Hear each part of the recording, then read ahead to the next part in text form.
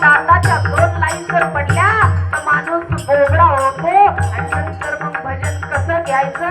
अरे जोपर्यंत हे तरुण आहे ना तोपर्यंत मानवाने त्या जगाच्या मालकाचं भजन केलं पाहिजे.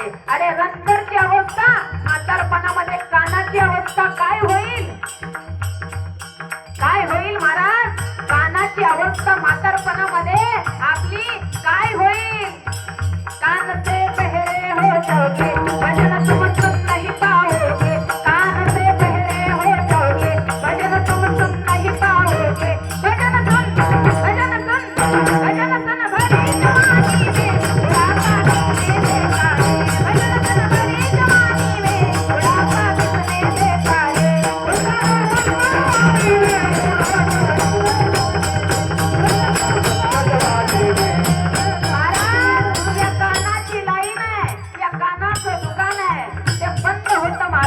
आणि नंतर मग ऐकायला येत नाहीये. कसं ऐकणार आहे तुम्ही जगाच्या मालकाचं गुणगान, कसं ऐकणार आहे तुम्ही भजन. म्हणाल तुम्ही म्हातारपणामध्ये करू, म्हातारपणामध्ये करू, ते शक्य नाहीये. अरे जोपर्यंत तरुण आहात ना तोपर्यंत तीर्थयात्रा करा. म्हातारपण